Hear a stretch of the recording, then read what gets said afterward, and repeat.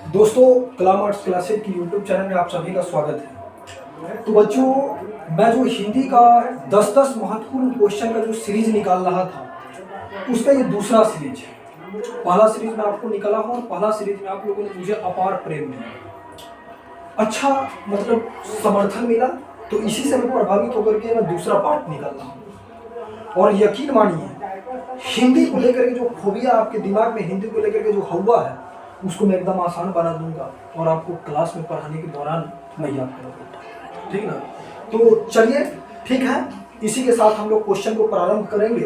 पहला प्रश्न है कि कबहुक अम्ब अवसर पाई, कबहुक अम्ब अवसर पाई, यहाँ अम्ब संबोधन किसके लिए किया गया है? तो आपको पता है कि तुलसीदास जी के पद से लिया गया है। ये जो है ये किससे लिया गया है? तुलसीदास जी के पद से लिया गया है। और यहाँ पर कबहुक अम्ब अवसर पाई, यहाँ पर जो अम्ब संबोधन है वह माँ सीता के लिए किया गया है।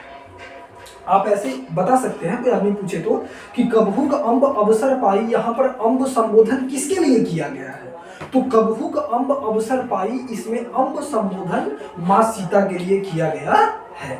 देखिए, दूसरा प्रश्न है कि तुलसी सीता से कैसी सहायता मांगते हैं? तुलसीदास जी माँ सीता से कैसी सहायता मांगते हैं?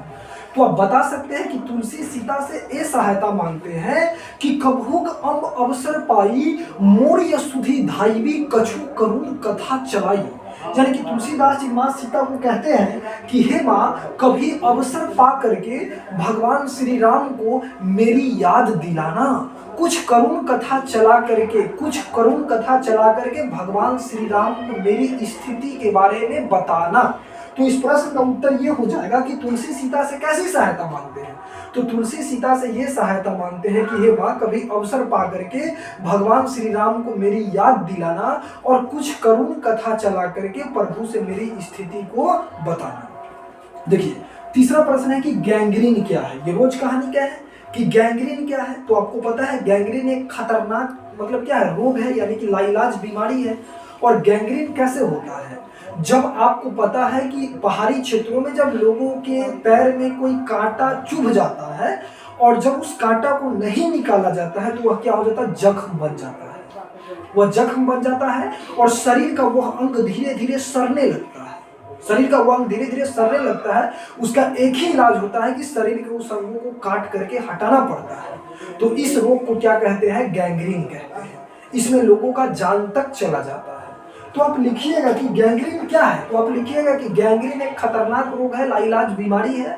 यह पैरों में कांटा चुभ जाने से जब कांटा को नहीं निकाला जाता है तो वह जख्म बनने के बाद शरीर का वह अंग धीरे धीरे सड़ने लगता है। उसका इलाज एक ही है कि शरीर के उस अंग को काट करके हटाना पड़ता है।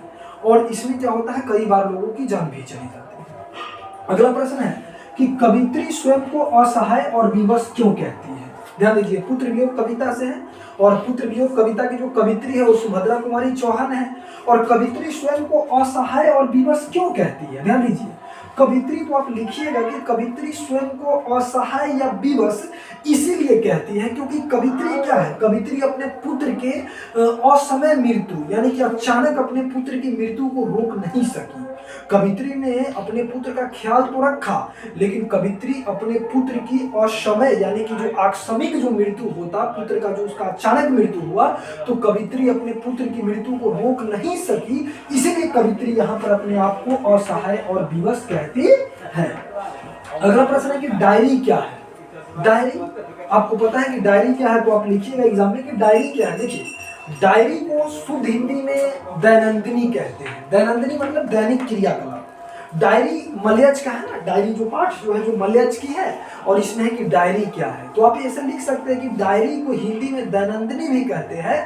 जब लोग अपने दैनिक जीवन को यानी कि दैनिक क्रियाकलापों को अगर लिपिबद्ध करके लिखते हैं, वह डायरी कहलाता है। जैसे मान लीजिए आप दिन भर में जो काम किए, तो आप दिन भर में डेली लाइफ में आप जो जो काम करते हैं उसको, रोज के काम को अगर आप लिखिएगा तो वो आपका डायरी होगा। और किसी व्यक्ति के डायरी को पढ़ करके हम उसके दैनिक जीवन के बारे में, उसके व्यवहार के बारे में, उसके व्यक्तिगत जीवन के बारे में, इत्यादि चीज़ों के बारे में हम जान सकते हैं। किसी व्यक्ति की डायरी के पढ़ने से उस व्यक्ति के विचार के बारे में, उस व्यक्ति के भाव के बारे में हमें पता चलता है। तो डायरी क्या है? तो आप लिखिएगा कि डायरी को शुद्ध हिंदी में दैनंदिनी कहते हैं। और जब व्यक्ति अपने दैनिक जीवन के क्रियाकलापों को लिखता है वह उसका डायरी कहलाता है, कि उस डायरी से उस व्यक्ति की आदत के बारे में, उस व्यक्ति के व्यवहार के बारे में, उस व्यक्ति के भाव और विचारों के बारे में पता चलता है। देखिए अगला प्रश्न है कि चंपारण के क्षेत्र में बाढ़ की प्रचंडता का क्या कारण है। ये वो सलानीरा चैप्टर का है और आपको पता है कि चंपारण के क्षेत्र में जो बाढ़ का जो प्रचंडता का जो कारण है वो वृक्षों की कटाई है। आपको ध्यान देना यार, ये बहुत इजी क्वेश्चन है लेकिन तुम लोग पता नहीं इसको कितना कठिन बना दिए हो पूरा हिंदी को। ध्यान दो, चंपारण के क्षेत्रों में बाढ़ की प्रचंडता का कारण है वृक्षों की कटाई।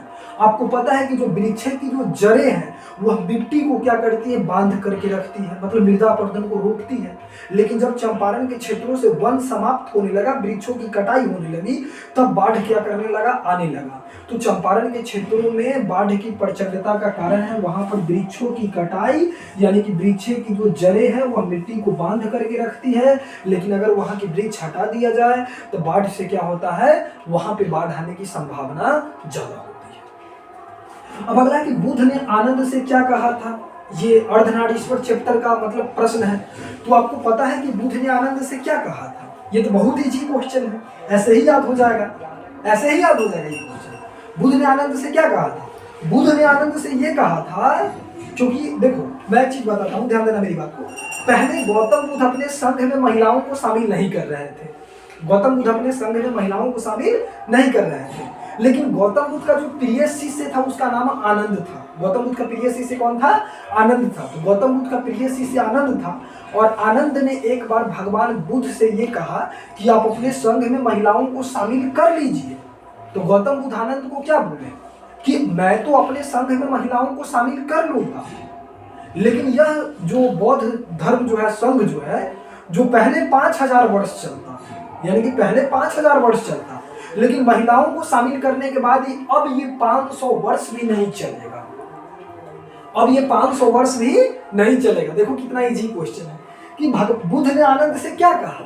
तो बुद्ध ने आनंद से यही कहा था कि संघ में महिलाओं को शामिल करने के बाद जो बौद्ध संघ पहले 5000 वर्ष चलता, महिलाओं को शामिल करने के बाद वह बौद्ध संघ अब 500 वर्ष भी नहीं चल पाएगा। यही तो कहा था।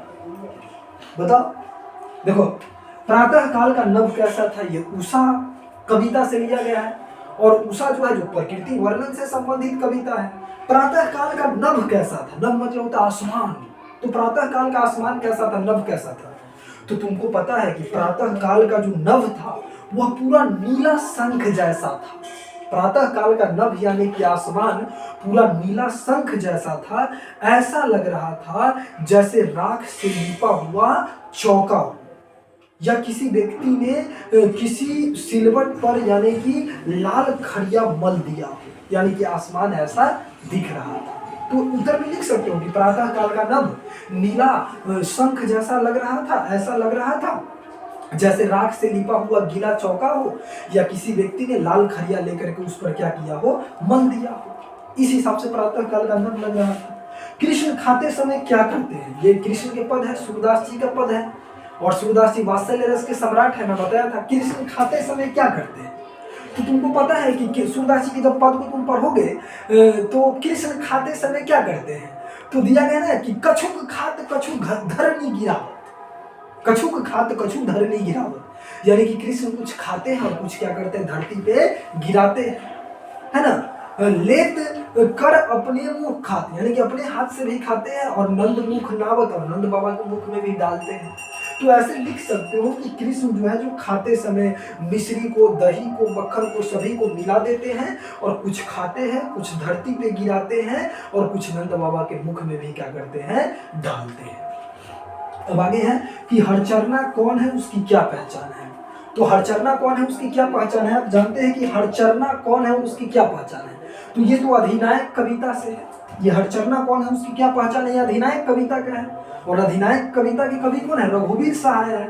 और अधिनायक कविता तो तुम लोग पढ़े हो कि राष्ट्रगीत में भला कौन वह भारत भाग्य विधाता है, फटा सुथन्ना पहने जिसका गुण हरचरना गाता है ना। पूर्व पश्चिम से आते हैं नंगे बूचे नर कंकाल, सिंहासन पर बैठे उनके तमगे कौन लगाता है। तो वही हरचरना कौन है, उसकी क्या पहचान है। तो तुमको पता है कि हरचरना जो है वह एक आम आदमी का प्रतीक है। इस कविता में हरचरना एक आम आदमी का प्रतीक है और उसकी क्या पहचान है? तो उसकी यह पहचान है कि वह राष्ट्रगान के दिन क्या कर रहा है, यानी कि ढीला ढाला पुराना हाफ पैंट पहना है और कमीज पहना है, हाफ कमीज फटा सुथन्ना, और वह क्या कर रहा है, राष्ट्रगीत में शामिल होकर के राष्ट्रगीत का गुणगान कर रहा है। तो ऐसे लिख सकते हो कि हरचरना क्या है, उसकी क्या पहचान है? तो हरचरना एक आम आदमी का प्रतीक है और उसकी यह वह एक मतलब विद्यालय जाने वाला एक गरीब यानी कि बदहाल लड़का है और वह क्या करता है, यानी कि राष्ट्रगीत में फटा सुथरना यानी कि फटा पुराना पुरानी ढंग की ढीली ढाली पैंट पहन करके कमीज पहन कर और राष्ट्रगीत में क्या कर रहा है, उस अधिनायक का गुणगान कर रहा है। तो यही तो है, ये 10 प्रश्न हुए और इसी तरीका से प्रश्न को याद नहीं करना पड़ता है मेरे भाई, प्रश्न को समझना पड़ता है। जब एक अपने दिमाग में अगर जो तुम एक अंडरस्टैंडिंग पावर डेवलप करोगे तो चीजें अपने आप हो जाएगी। तुम्हारे मन में इस डर को बैठा दिया गया है कि चीजें बड़ा कठिन होती है, तो मेरे साथ जुड़ कर पढ़ो ना, देखो ना चीजें कितनी आसान होती है। चलो तो ठीक है, अपने दोस्तों को भी बताओ, देखो वीडियो और याद करो, ठीक है।